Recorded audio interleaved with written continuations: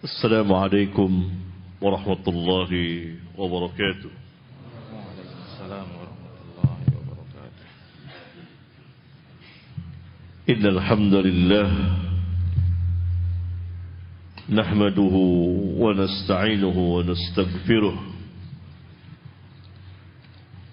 ونعوذ بالله من شرور أنفسنا ومن سيئات أعمالنا.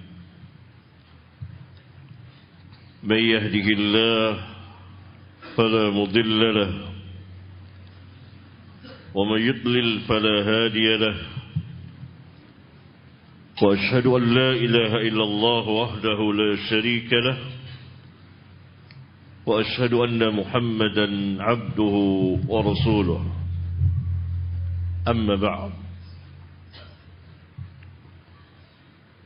إخوان dan akhwat yang saya muliakan, mari kita melanjutkan kembali kajian atau dirasah ilmiah kita insyaallah ta'ala dalam pembahasan mengenai manhaj dan akidah yang merupakan asas dasar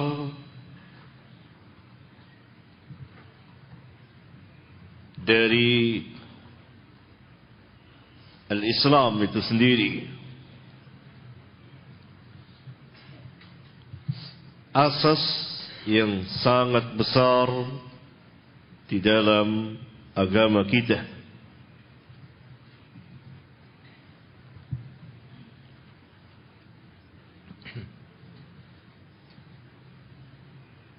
Apa sebenarnya manhaj itu?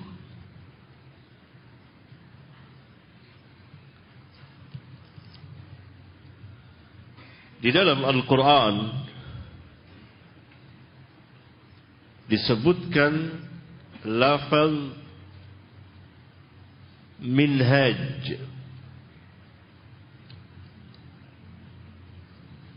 Bentuk jamak dari manhaj.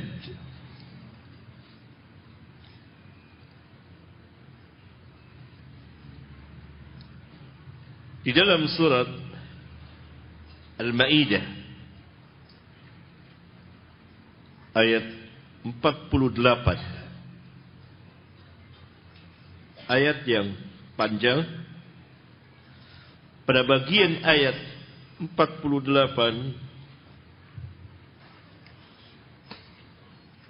Allahu Jalla Dzikruhu berfirman, likullin ja'alna minkum syir'atan wa minhaja. Bagi masing-masing dari kamu kami telah berikan, kami telah jadikan,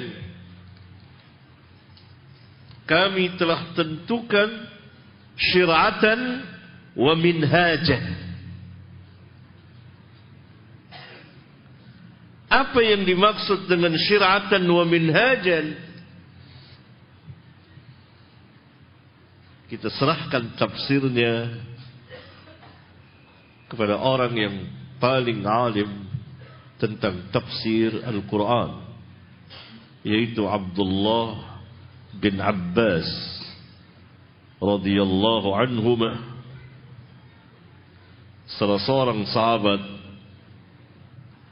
yang didoakan oleh Rasulullah sallallahu alaihi wasallam agar memiliki pemahaman terhadap Al-Quran dan agama ini.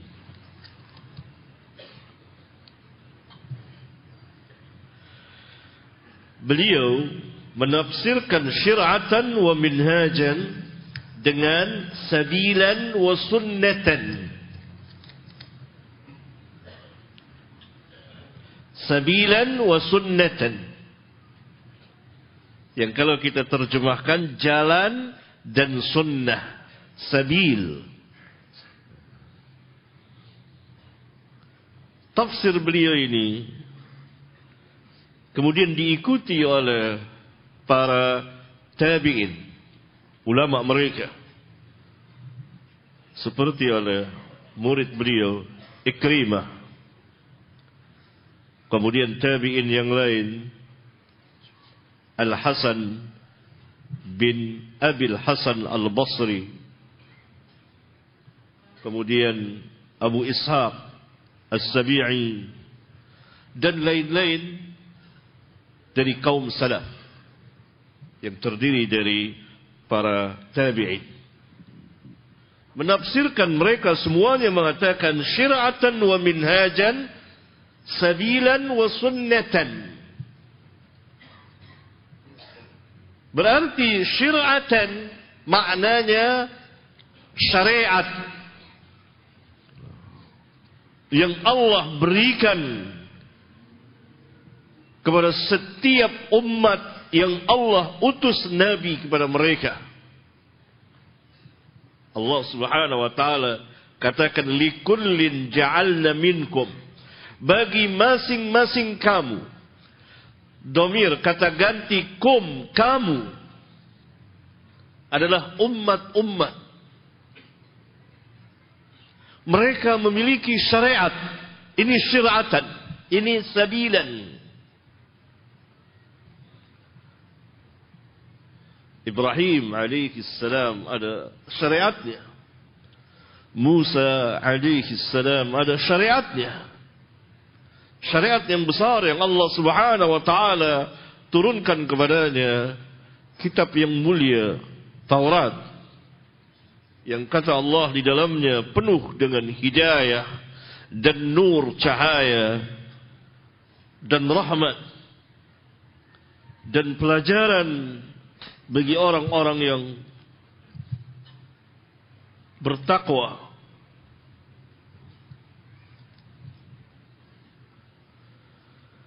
Demikian juga kepada Isa. Masing-masing umat mempunyai syariat. Apa itu syariat? Syariat adalah ketetapan, ketentuan Allah atau hukum-hukum Allah Tabaraka wa ta'ala. Itu syariat. Jadi dengan demikian syariat itu tidak terbatas kepada fikih saja, hukum saja, tapi dia merupakan bagian dari keseluruhan dari bagian agama itu. Syariat, syir'atan. Ada kalanya syariat sebagian nabi berbeda dengan nabi yang lain, sampai kepada nabi yang terakhir, Nabi Muhammad sallallahu alaihi wasallam. Allah berikan syariat yang kamil, yang sempurna.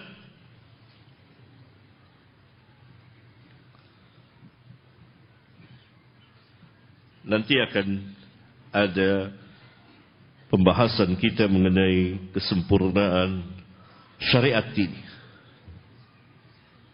kesempurnaan agama yang dibawa oleh Rasulullah sallallahu alaihi wasallam. Sedangkan minhajan, minhaj, bentuk jamak dari manhaj, diterjemahkan tadi oleh Ibnu Abbas sebagai sunnatan, sunnah, yang menunjukkan bahawa setiap nabi dan rasul mempunyai sunnah yang diikuti oleh umatnya, oleh kaumnya, sampai kepada Rasulullah SAW. Beliau memiliki sunnah. Oleh karena itu manhaj tidak terlepas dari sunnah itu sendiri. dikatakan manhajur Rasul, manhaj Rasulullah sallallahu alaihi wasallam. Itu sunnah Rasulullah sallallahu alaihi wasallam. Manhajus sahabah, manhaj para sahabat, yakni sunnah, yakni cara beragama para sahabat yang mereka mengikuti cara beragama Rasulullah sallallahu alaihi wasallam. Karena mereka tidak keluar dari manhajur Rasul. Dari sini kita tahu besar sekali manhaj itu. Dia merupakan sunnah Rasulullah sallallahu alaihi wa ala alihi wasallam. Kalau secara lugah bahasa, arti manhaj itu at-tariqul wadih. Jalan yang terang, yang jelas, as-sahl, yang mudah. Itu secara lugah. Tapi kalau secara istilahiyah, syar'iyah, maka manhaj itu sebagaimana yang dikatakan oleh Ibnu Abbas adalah sunnah. Berarti perjalanan manhajus sahabah tidak keluar dari sunnah Rasulullah sallallahu alaihi wa ala alihi wasallam.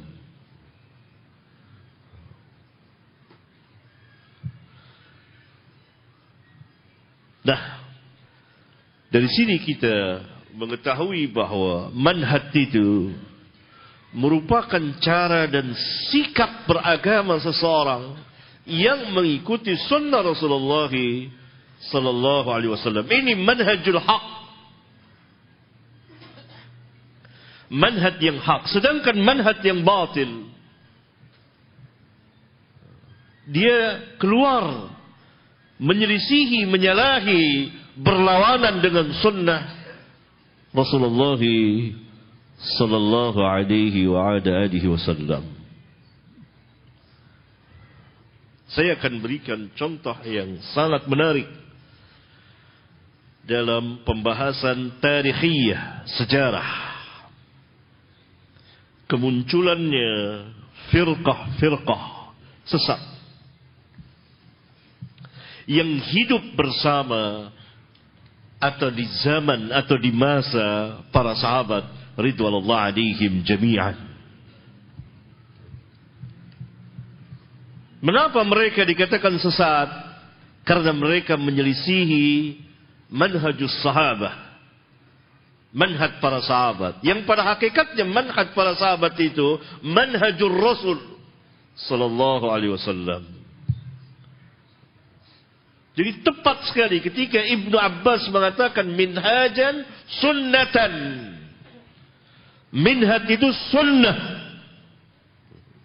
yakni sunnah Rasulullah sallallahu alaihi wasallam, perjalanan kehidupan Rasulullah sallallahu alaihi wasallam di dalam pertama mengamalkan Islam, kedua mendakwakan dan mengajarkan Islam.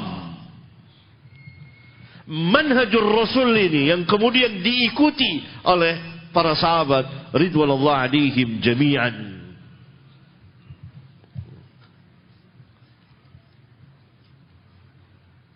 Nah, hidup pada masa, pada zaman para sahabat ridwanullah alaihim jami'an, beberapa sekte atau kelompok atau firqah atau golongan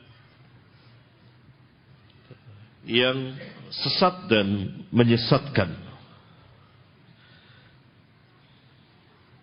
Pertama muncul firqah Khawarij.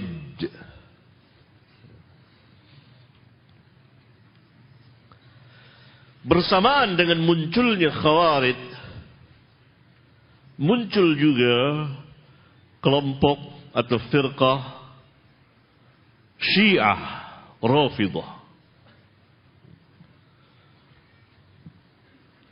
Khawarij berhadapan dengan para sahabat, dan mereka mulai muncul pada masa pemerintahan atau khilafah Khalifatul Rashid Ali bin Abi Thalib radhiyallahu taala anhu, muncul mereka sebagaimana Nabi sallallahu alaihi wasallam telah memberitahukan di banyak hadis beliau akan kemunculan Khawarij ini, yang diantara sifat atau tanda atau ciri-cirinya adalah hudatsaul asnan, sufahaul ahlam, muda usianya dan mereka adalah sufaha.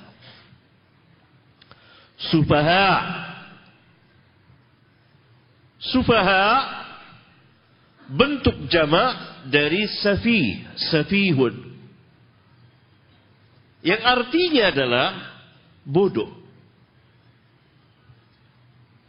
yang lemah akalnya,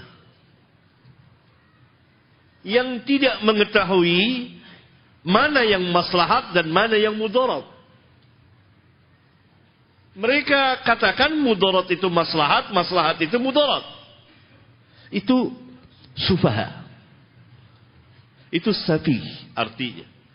Oleh karena itu ketika orang-orang munafiqun mengatakan kepada para sahabat, menuduh para sahabat sufaha, langsung dibela oleh Allah tabaraka wa taala. Rabbul alamin menurunkan ayat dari atas 7 langit yang membela para sahabat.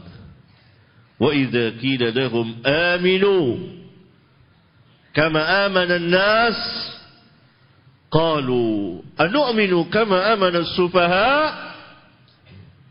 ala innahum humus sufaha walakin la ya'lamun.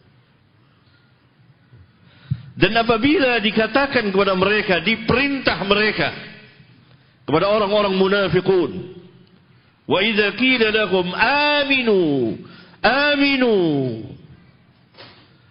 berimanlah kalian kama amanan nas, sebagaimana manusia telah beriman. Manusia yang dimaksud di ayat ini adalah para sahabat.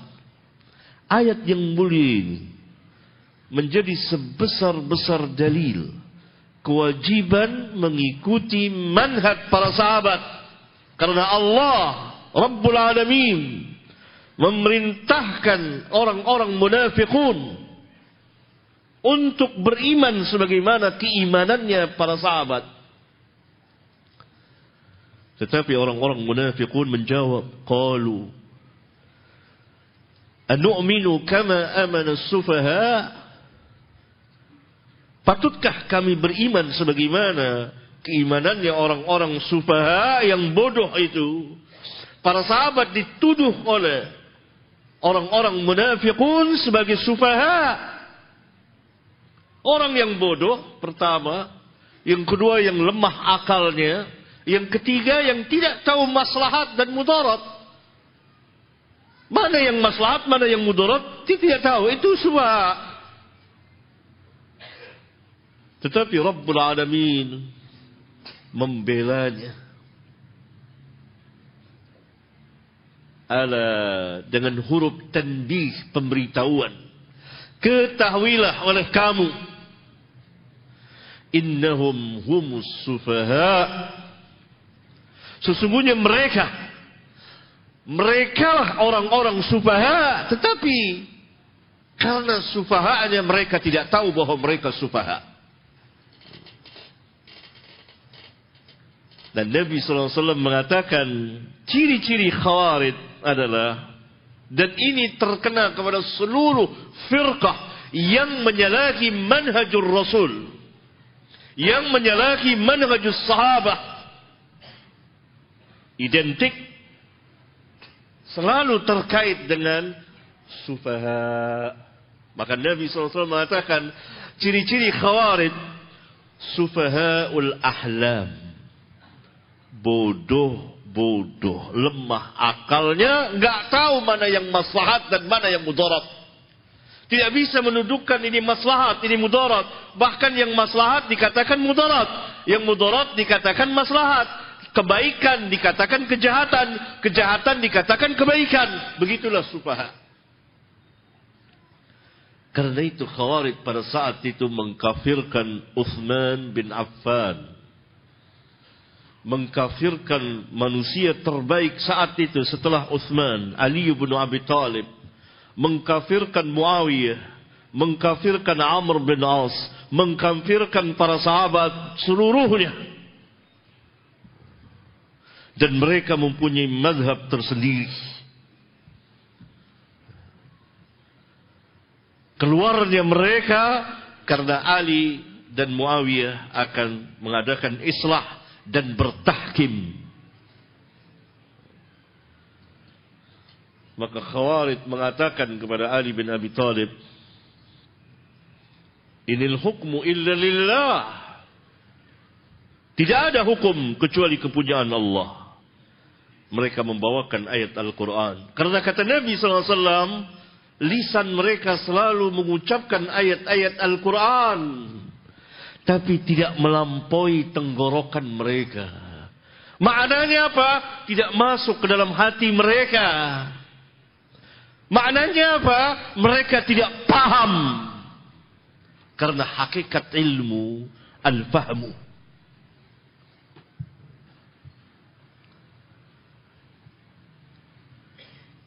Oleh karena itu orang yang tidak paham, salah dalam memahami, tidak paham, maka dia tidak dikenakan hukum.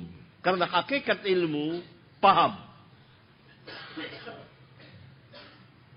Pernah kejadian pada zaman sahabat ridwanullah alaihim jami'an.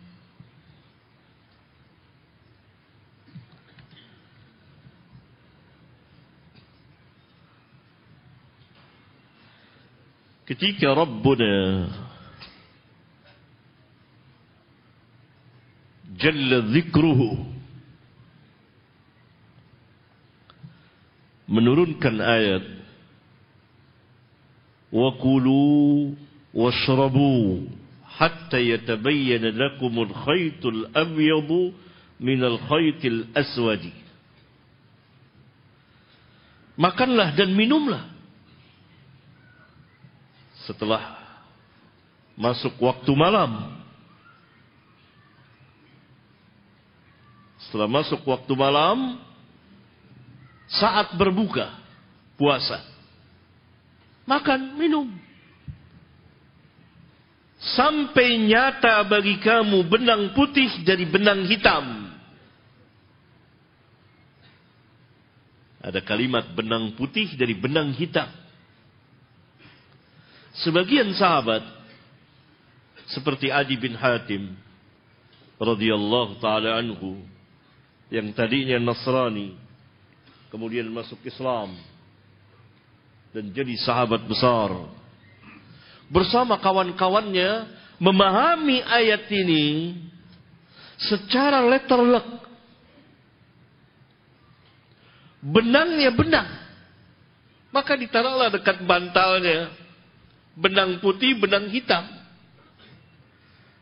Maka senantiasa mereka makan minum sampai nyata. Padahal waktu subuh telah datang. Yang seharusnya, yang sebenarnya, kalau tetap makan setelah datang waktu subuh, batal puasanya. Tapi Nabi SAW tidak menghukuminya, karena ini salah paham. Kata Nabi SAW, bantalmu terlalu besar.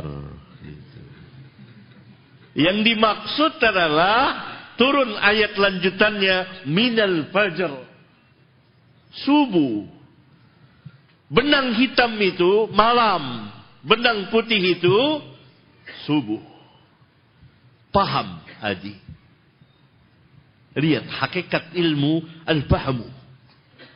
Ada kalanya ilmu itu sampai kepada kita, tapi kita tidak paham. Ini yang saya bacakan ayat Quran, hadis, ilmu.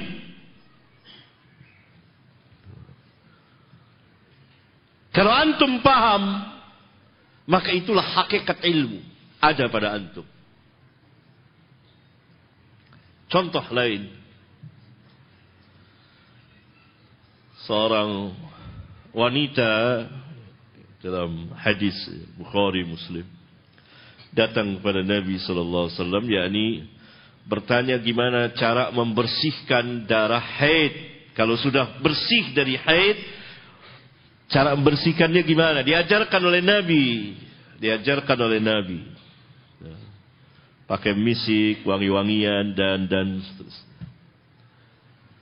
Bagaimana caranya? Orang nggak paham dianya.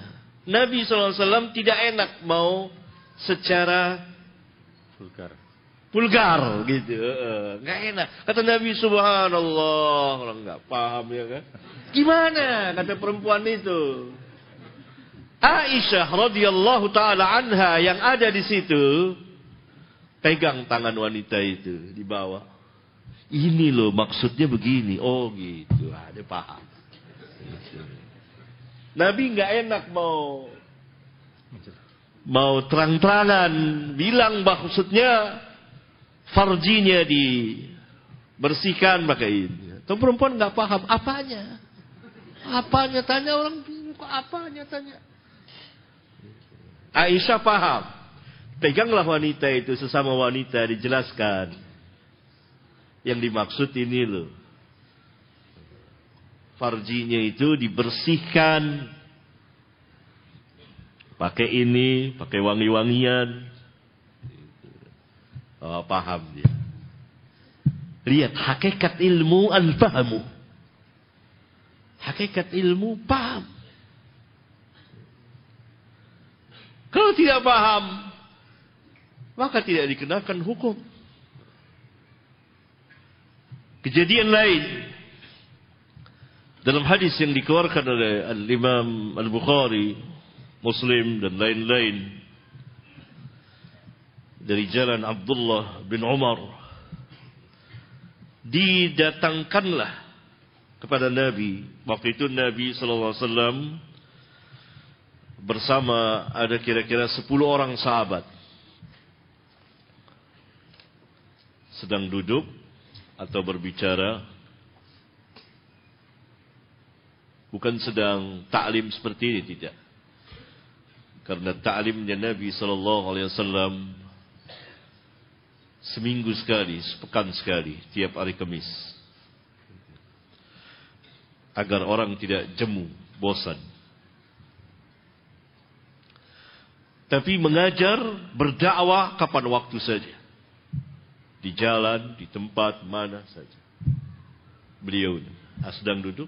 Didatangkan pada Nabi kurma. Kemudian Nabi SAW biasa memberikan ujian kepada para sahabat, bersoal jawab. Karena salah satu ilmu itu dengan bersoal jawab.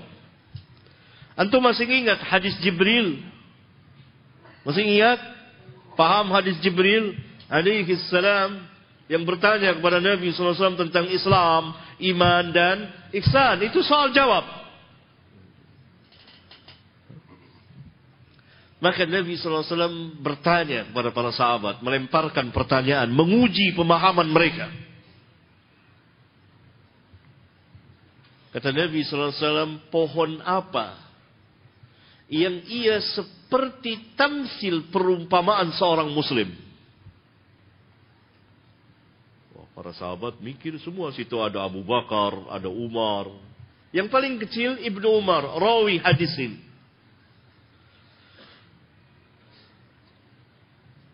Mulai menerawang barangkali pohon-pohon yang ada di lembah-lembah sana gitu. Itulah macam-macam. Nabi SAW menunggu jawaban salah seorang dari mereka. Ibnu Umar dalam hatinya mengatakan korma. Korma nih. Tapi dia lihat kiri kanan, lihat adab para sahabat yang muda menghormati yang tua. Ibnu Umar lihat saya paling kecil. Di sini ada bapak saya, ada Abu Bakar, ada sahabat, pembesar sahabat. Saya paling muda, malu saya mau menjawab. Dia diam saja, tapi hatinya menjawab, korma. Karena pohon korma itu tamsil bagi seorang muslim. Pohon korma itu dapat semuanya bermanfaat. Buahnya, pelepahannya, batangnya, semuanya bermanfaat. Begitulah tamsil seorang muslim. Kehidupannya bermanfaat bagi orang lain. Tidak memberikan mudarat. Karena Islam itu memberikan keamanan, keselamatan, kebahagiaan, kesenangan dunia dan akhirat. Kemudian kata sahabat, "Ya Rasulullah, hadisuna. Ya Rasulullah, ceritakan kepada kami pohon apa?" Kata Nabi SAW, "An-nahdu, pohon korma." Bubar majelis, Ibnu Umar bilang sama abaknya, sama ayahnya, "Sebetulnya tadi saya tahu jawaban itu." Kata Umar, "Kenapa nggak jawab? Kok nggak jawab? Saya lihat saya paling muda di antara 10 orang. Dan saya malu dan saya lihat engkau dan Abu Bakar nggak menjawab. Kalau engkau menjawab," kata Umar, "lebih baik bagi saya dari memiliki harta sekian-sekian." Keluar faedah di sini bahwa ilmu itu lebih berharga, lebih besar dari harta benda duniawiyah. Umar bin Al-Khattab lebih senang anaknya menjawab dengan benar, jawaban ilmiah, dan melihat anaknya paham agama daripada dia memiliki harta benda dunia. Begitu sahabat, lihat. Paham lagi. Sahabat yang besar-besar, Abu Bakar, Umar, dan lain-lain, nggak paham itu. Apa nih tamsil ini? Ibnu Umar, Rabbuna berikan pemahaman korma ini. Karena ada tanda. Karena baru saja Nabi SAW diberikan korma. Ini korma.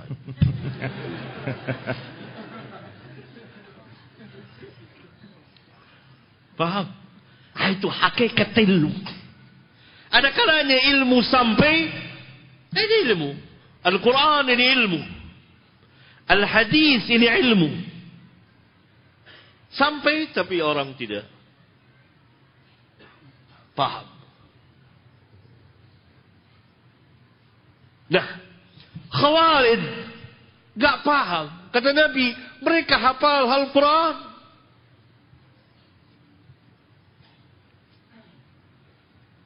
Tapi bacaannya, jadi mereka membacakan ayat-ayat Al-Quran, keluar dari mulut mereka ayat-ayat Al-Quran. Lihat mereka berhujjah pada Ali bin Abi Thalib radhiyallahu ta'ala anhu. Inil hukmu illa lillah. Tidak ada hukum kecuali kepunyaan Allah.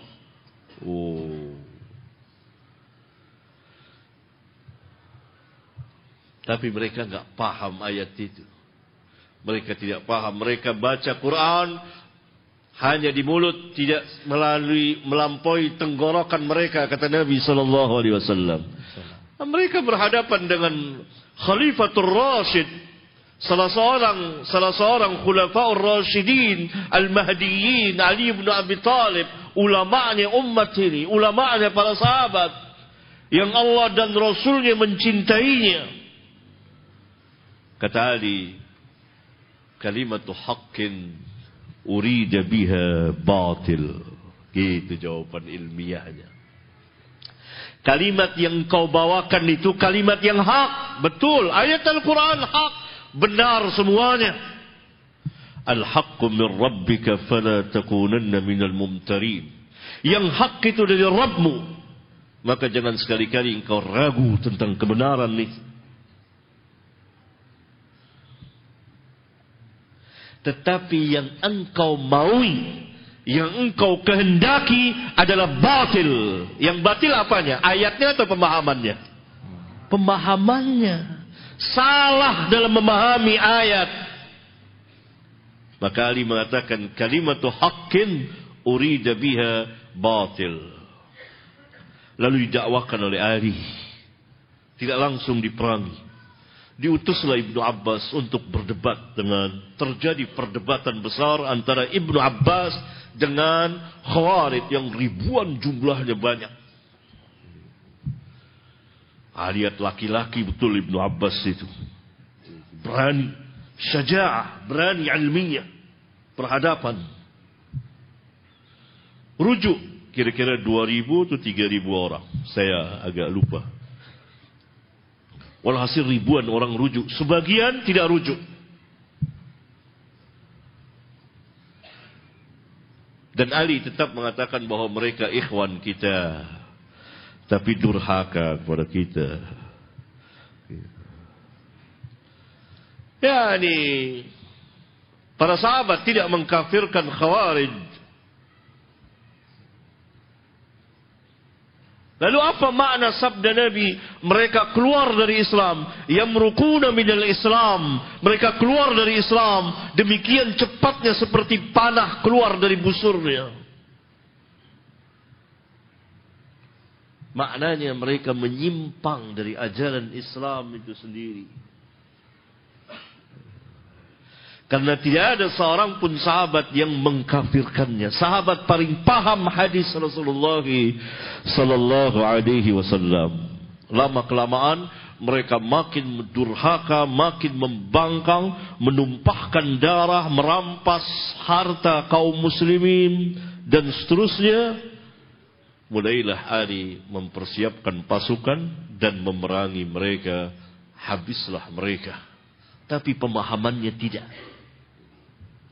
Ini firqah pertama yang memusuhi Ali, yang mengkafirkan Ali. Bersamaan dengan itu muncul firqah Rafidah yang justru sebaliknya al-gulu, berlebihan terhadap Ali bin Abi Thalib, sehingga menuhankan Ali, mengatakan kepada Ali, anta huwa, engkau adalah dia Allah.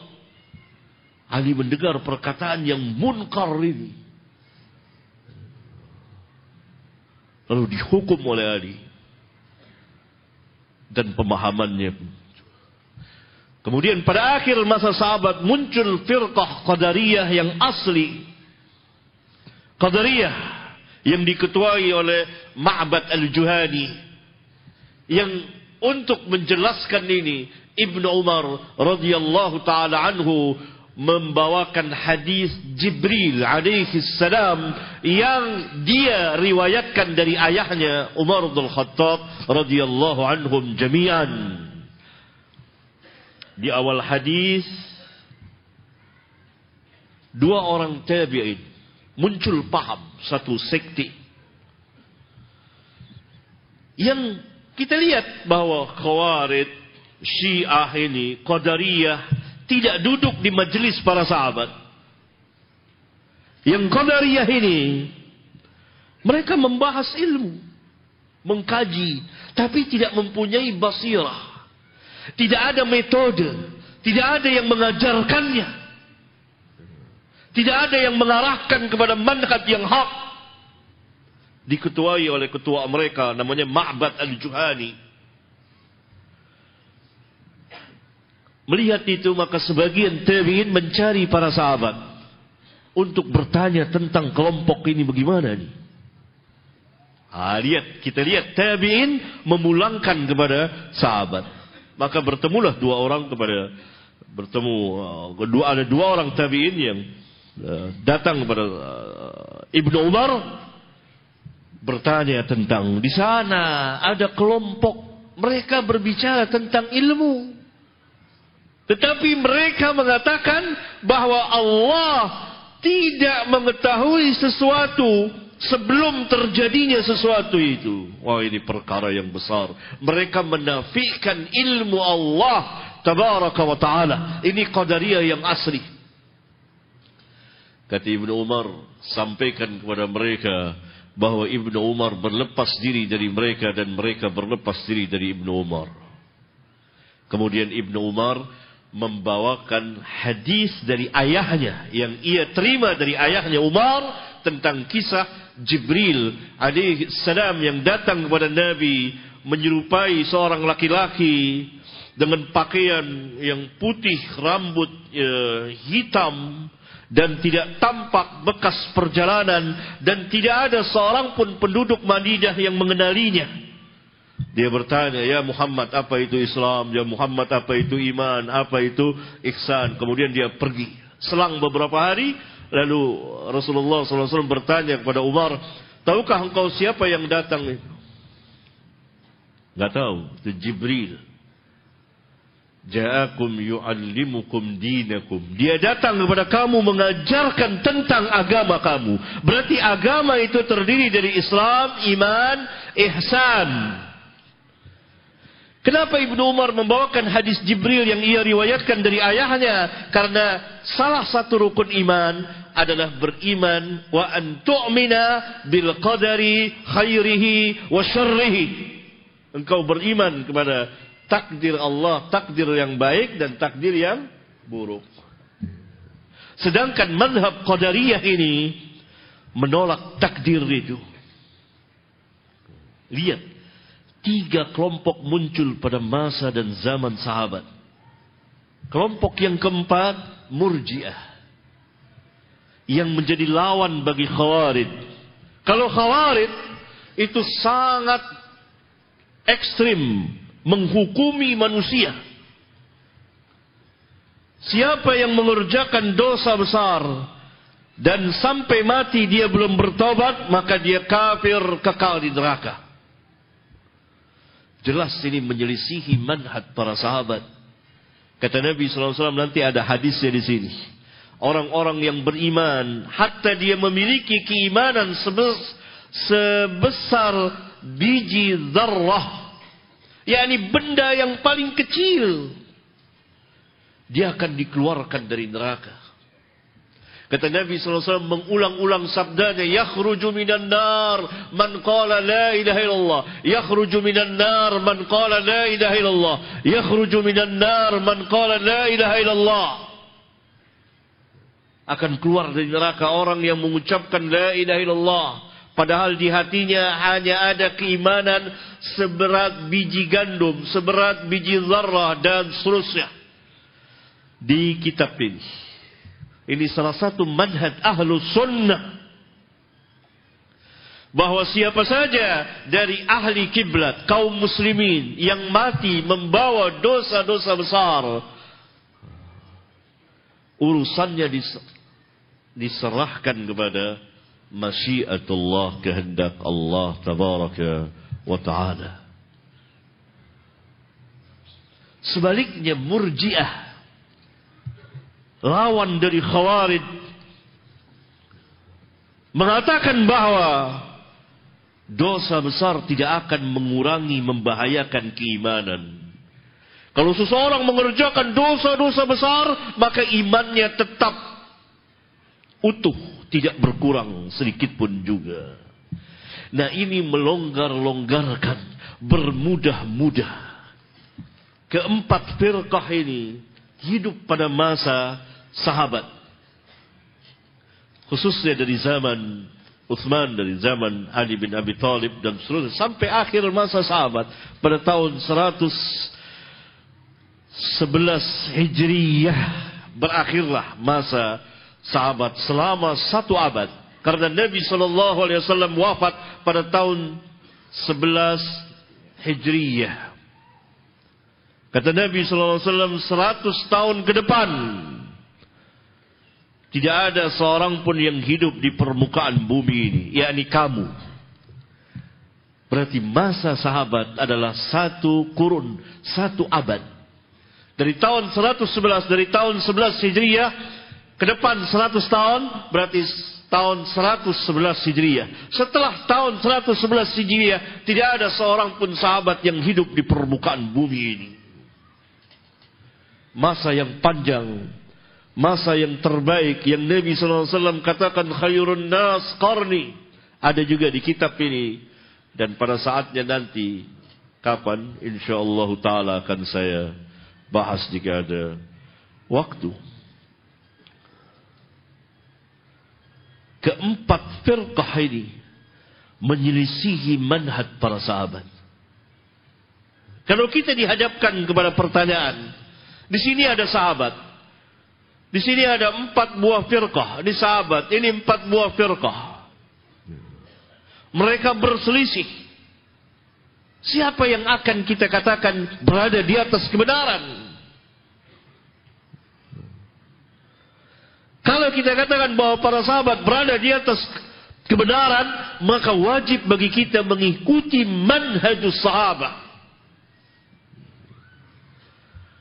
Kalau kita katakan bahwa para sahabat tidak berada di atas kebenaran, tapi di atas kebatilan, dan firqah yang 4 ini berada di atas kebenaran, maka kita akan masuk ke dalam salah satu firqah ini. Oleh karena itu, manhaj para sahabat merupakan tafriq yang membedakan antara manhaj yang hak dengan manhaj yang batil. Kan keempat firqah ini berlawanan dengan manhaj para sahabat. Keempat firqah ini ditentang, dilawan oleh para sahabat ridwanullah alaihim jami'an.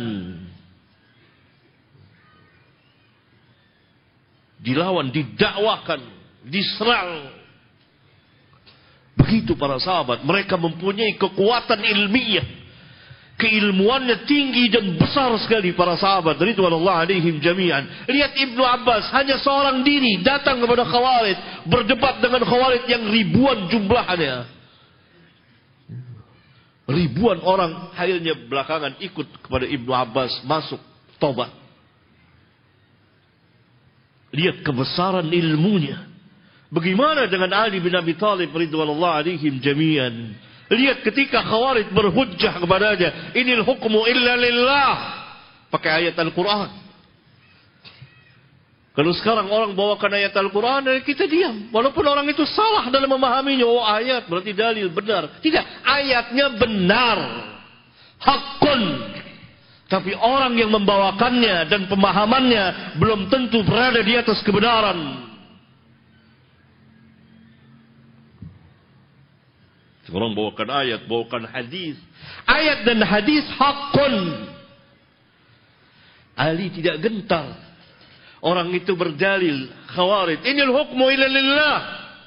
Kata Ali, kalimatu haqqin urida biha batil. Lihat, laki-laki tulen. Penuh dengan ilmu. Keberanian tingkat tinggi. Kalimatu haqqin urida biha batil. Itu kalimat yang hak, tapi yang engkau maui adalah kebatil. Ayat Al-Qurannya hak. Inil hukmu illa lillah haqqun.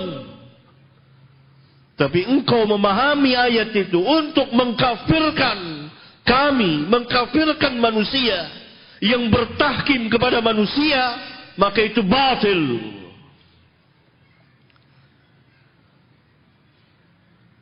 Kan Khawarij menolak majelis tahkim.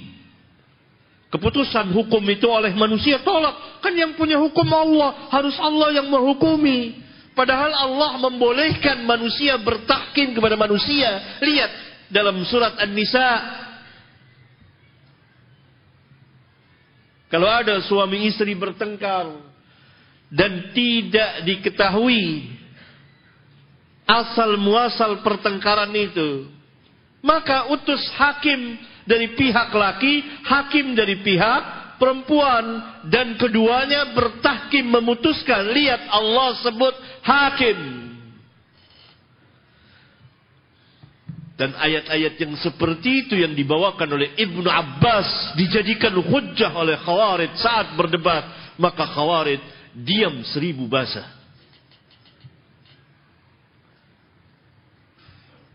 Menunjukkan Ibnu Abbas paham, alim terhadap ayat Al-Quran. Apa maksudnya? Oleh karena itu orang sering ikut firqah sesat karena langsung percaya dibawakan ayat Al-Quran. Ayat Al-Qurannya tidak diingkari, tidak boleh kita ingkari. Kalau kita ingkari, kita tolak, kita membenci, kafir kita. Tapi tidak setiap orang yang membawakannya itu berada di atas kebenaran. Disitulah terjebaknya begitu banyak kaum muslimin atau sebagiannya masuk ke dalam sekte-sekte sesat. Ini ada ayatnya, ini ada hadis sahih Bukhari Muslim. Dia bengong aja.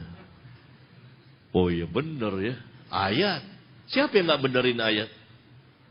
Tapi Ali beda. Para sahabat, ini manhaj para sahabat. Ridwanullah alaihim jami'an. Kalimatu haqqin urida biha batil.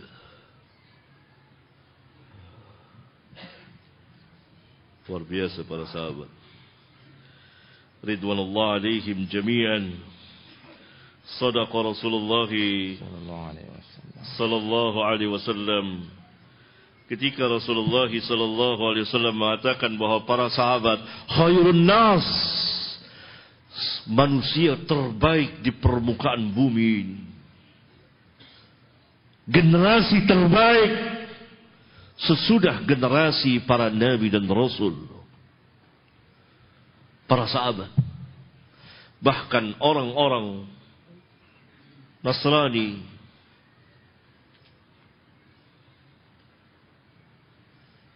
mengakui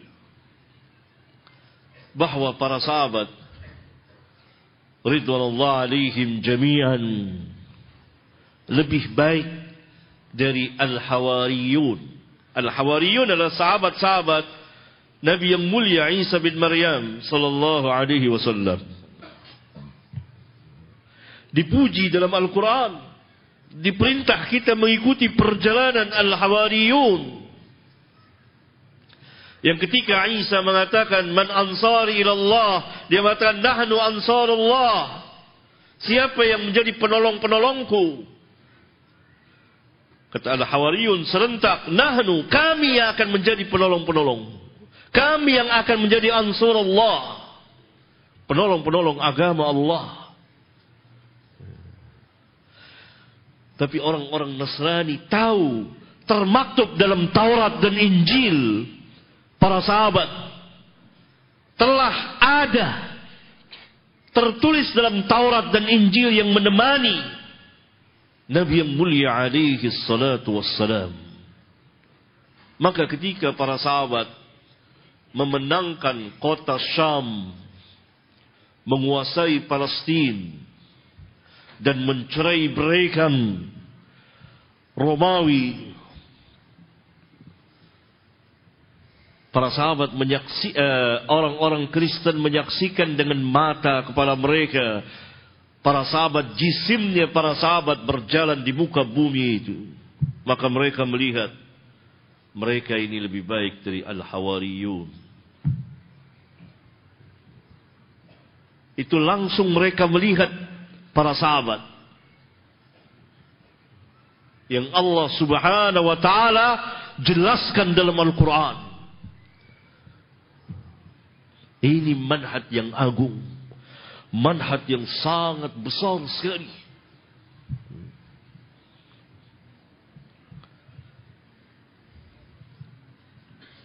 Maka hujjah Khawarij bangkrut.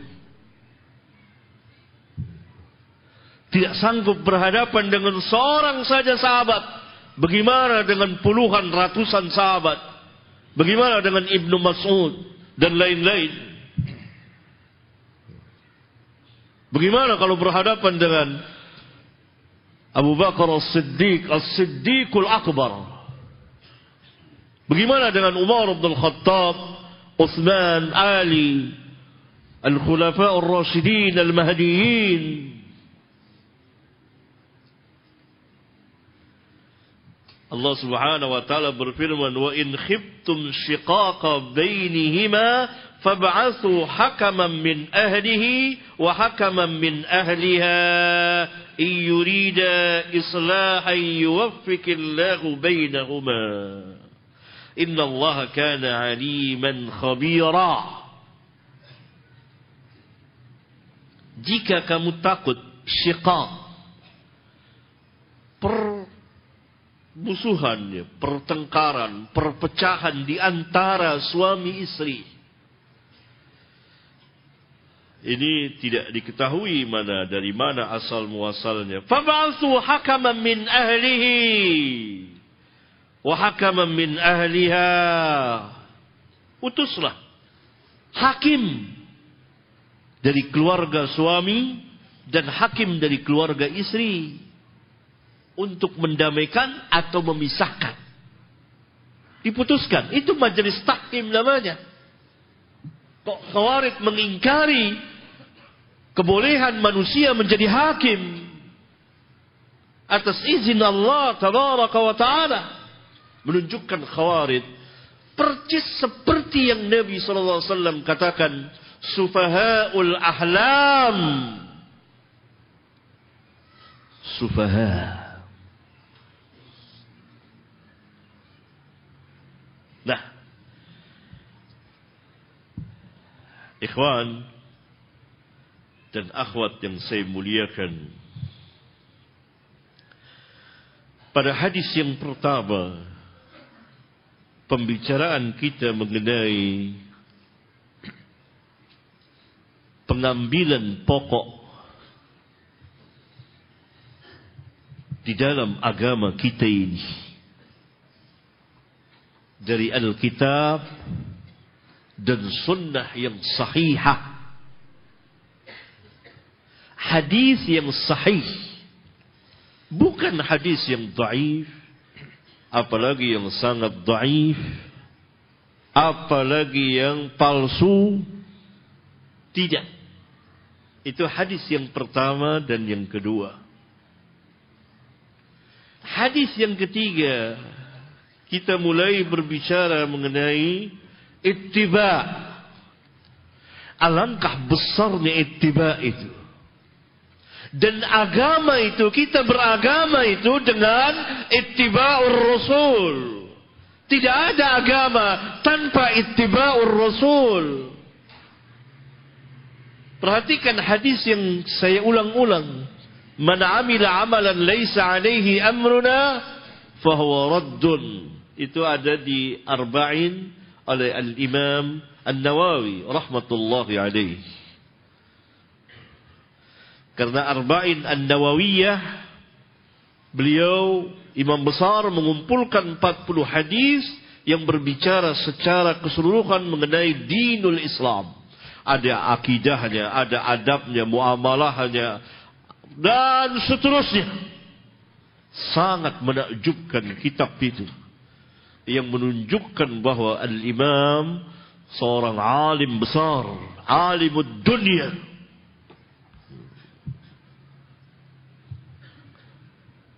Man amila amalan laysa alaihi amruna wa huwa raddun.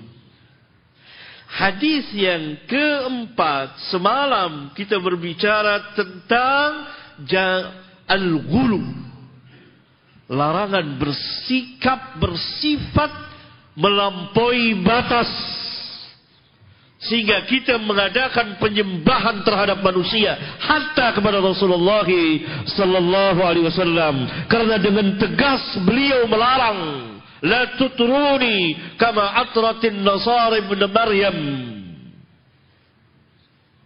Jangan kamu itra, berlebihan kepadaku, memujiku dengan berlebihan, sehingga kita mengkultuskan dan mengangkat Nabi lebih dari apa yang Allah Subhanahu wa taala telah tetapkan bagi beliau, sebagaimana Isa bin Maryam telah diangkat oleh orang-orang Nasara sebagai ibnullah, bahkan sebagai Allah. Ini akidah yang sangat besar, bahwa yang kita ibadati hanya Allah tabaraka wa taala, tidak yang lain. Nah, munculnya peribadatan, kultus kepada manusia itu umumnya setelah manusia itu mati.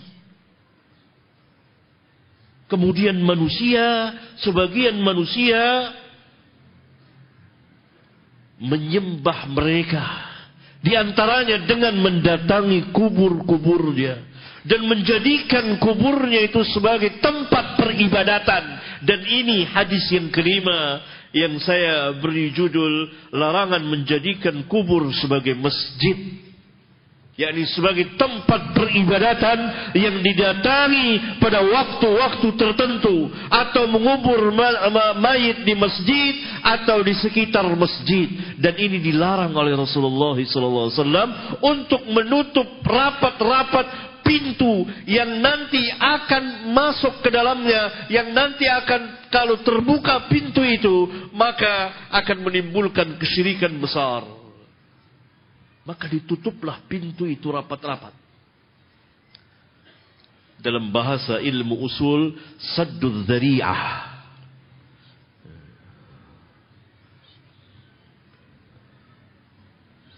Karena nanti orang akan menyembah penghuni kubur itu. Kita baca hadisnya. An Jundab, atau boleh juga dibaca Jundub radhiyallahu anhu qala. Dari Jundub radhiyallahu anhu, dia berkata, sami'tu an-nabiyya sallallahu alaihi wasallam qabla an yamuta bi khamsin wa huwa yaqul. Aku pernah mendengar Nabi sallallahu alaihi wasallam bersabda pada saat 5 hari sebelum beliau wafat, menunjukkan bahwa Nabi sallallahu alaihi wasallam tidak pernah lepas dalam mendakwakan manhaj dan akidah. Oleh karena itu dakwah salafiyah tidak boleh berhenti dari mendakwakan manhaj dan akidah. Harus terus, karena ini merupakan asas. Ini hakikat dakwah salafiyah. Tidak berarti kita tidak mengajarkan yang lain, tidak. Tapi ini asasnya yang tidak boleh berhenti sama sekali. Dakwah manhajiyah, dakwah akidah. Terus, supaya manhaj kita benar, manhaj kita kuat, manhaj kita besar, dengan izin Allah tabaraka wa ta'ala. Seluruh keutamaan berpulang kepada Rabbul Alamin. Perhatikan Nabi yang mulia alaihi salatu wassalam, sampai 5 hari sebelum wafat beliau berpesan melarang, jangan kamu jadikan kubur-kubur ini sebagai masjid yang nanti akan menimbulkan pemujaan.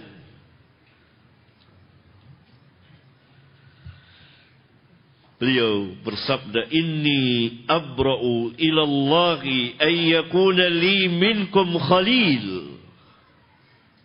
Sesungguhnya aku berlepas diri kepada Allah dari mengambil, yakni menjadikan di antara kamu sebagai khalil, kekasihku. Khalil, saya berikan catatan kaki, yang dimaksud adalah kekasih sekaligus teman atau sahabat yang khusus istimewa.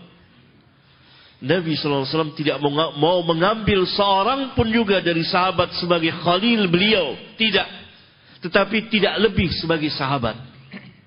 Sahabat ada yang dekat, sangat dekat kepada beliau, seperti Abu Bakar, Umar, Uthman, Ali. Dan kemana-mana beliau, saya masuk bersama Abu Bakar dan Umar, saya keluar bersama Abu Bakar dan Umar. Menunjukkan kedekatan Abu Bakar dan Umar kepada Nabi SAW. Tapi Nabi SAW tidak mau mengambil seorang pun dari sahabat, hatta kepada Abu Bakar sebagai khalil. Kenapa? Dijelaskan oleh Rasulullah SAW. Fa inna Allah Ta'ala qad ittakhadhani khalilan kama ittakhadha Ibrahim khalila. Sebab sesungguhnya Allah telah mengambil aku sebagai khalilnya, sebagaimana Allah telah mengambil Ibrahim sebagai khalilnya. Karena itu tidak patut bagi Nabi mengambil khalil dari salah seorang sahabat beliau, karena Allah telah mengambil beliau, menjadikan beliau sebagai khalilnya. yang sangat istimewa. Sebagaimana Allah Tabaraka wa Ta'ala telah mengambil Ibrahim sebagai Khalil. Seperti firman Allah di dalam Al-Quranul Karim. Kemudian kata Nabi sallallahu alaihi wasallam, "Walau kuntu muttakhidan min ummati khalilan lattakhadtu Abu Bakrin khalila." Kalau sekiranya aku boleh mengambil dari umatku sebagai khalilku, maka pasti aku akan mengambil Abu Bakar sebagai khalil. Hadis yang mulia ini menjelaskan tentang keistimewaan, kekhususan, kemuliaan, kebesaran Abu Bakar As-Siddiq, As-Siddiqul Akbar. Kalau sekiranya aku dibolehkan oleh Allah mengambil khalil dari sahabat-sahabatku, pasti yang aku ambil sebagai khalilku adalah Abu Bakrin. Menunjukkan bahawa Abu Bakar sahabat utama, sahabat terdepan, karena memang beliau adalah laki-laki pertama yang beriman kepada Rasulullah sallallahu alaihi wasallam. Kemudian beberapa sahabat dengan sebab dakwah Abu Bakar masuk Islam. Dan Abu Bakar yang selalu menyertai Nabi yang mulia alaihi salatu wassalam. Kemudian kata beliau, beliau menggunakan huruf tanbih, pemberitahuan. Ingatlah, ketahuilah oleh kamu, wa inna man kana qablakum kanu yattakhiduna qubura anbiya'ihim wa salihihim masajid. Sesungguhnya orang-orang yang sebelum kamu telah menjadikan kubur-kubur nabi-nabi mereka dan kubur orang-orang yang saleh di antara mereka sebagai masjid-masjid. Nabi SAW menjelaskan kepada para sahabat bahawa umat yang terdahulu telah menjadikan kubur nabi mereka sebagai tempat pemujaan, sebagai tempat peribadatan, sebagai masjid.